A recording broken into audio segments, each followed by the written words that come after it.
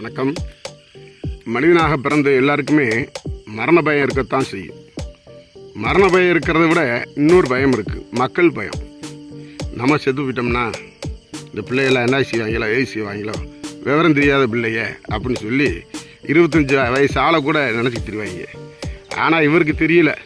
அவன் நினைக்கிறது என்ன, இந்த ஆள் இருக்குன்னு தெரியும் நம்ம முன்னேற முடியாதா, இந்த ஆள் என்றைக்கு போவேன் அப்படின்னு சொல்லி அவன் எதிர்பார்ப்பேன், அவன் மனசுக்குள்ளே பேசிக்கிட்டு இருக்கோம். இவர் என்னன்னா பிள்ளைகளை போய் சிந்திக்கிறாரா. மரணங்கிறது நமக்கு வரும், ஆனால் அது தெரியாது. மரணம் வரும்போது நமக்கு தெரியாது. இறைவன் அந்த உயிரை பஞ்சு மாதிரி எடுத்துகிட்டு போயிருக்கான். நம்ம பெருசாக இதுக்காக அழட்டிக்கிறவே தேவையில்லை. வாழ்க்கையில் உயிரினங்களாக பிறந்தது எல்லாத்துக்குமே கல் மண் தவிர மற்றதுக்கு பூரா மரணம் உண்டு. கல்லை கூட 2ஆக உடச்சி போடுவான். இப்போலாம் பார்த்தா கல்லை மண்ணாக்கி போடுறாங்க, அப்படி சளிச்சிடுறான், சிமெண்டாக்கி போடுறான், கொள்ள வேலை பார்க்குறாங்க. இருந்தாலும் அதுக்கு உயிரோட்டம் இருந்துகிட்டே இருக்கும். அப்படி இல்லை மனுஷனுக்கு அப்படி கிடையாது.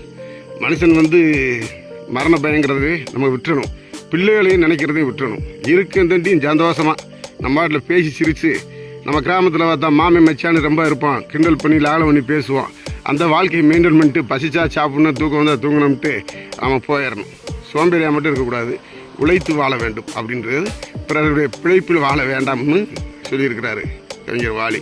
அதுபோல நடப்போம். அதனால் மரண பயம் யாருக்கு வேண்டாம். அது எந்த நேரம் வருதுன்னு தெரியாது, நம்ம எப்படி இறப்புங்கிறதும் தெரியாது. அதனால் பிள்ளைகளை பற்றி எந்த கவலையும் படாதீங்க. பட்டா நம்ம முட்டாள். வளர்றது வரைக்கும் நம்ம கஷ்டப்பட்டு வளர்த்து விடணும். வளர்ந்த பிறகு அவனை பின்தங்கியே நம்ம போயிட்டு இருந்தோம், பின்னாடியும் போயிட்டு இருந்தோம்னா நம்மளை எழுச்சவன் ஆகி போடுவான். அதனால் விட்டு ஒதுக்கிறணும். கோழி பார்த்தீங்களா, குஞ்சு பொறிச்சு 35 நாளில் கொத்தி வரட்டி விட்டுரும். கூடுனா 40 நாள்.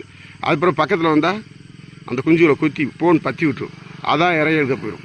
ஆரம்பத்தில் பார்த்தா அந்த குஞ்சுகளுக்கு கொத்தி அந்த அரிசி 2-3 உடச்சி வாயிலெலாம் திணிக்கணும்ல, ஊட்டிக்கிட்டு இருக்கும். அதுக்கப்புறம் விரட்டி விட்டு அடுத்து அது வேலையை பார்க்க ஆரம்பிச்சிடும். அதுக்கப்புறம் ஒரு சேவலை கூட்டு போய் திருப்பி ஒரு முட்டையோட குஞ்சு வரைக்கும் கோழிக்கு அந்த வேலை.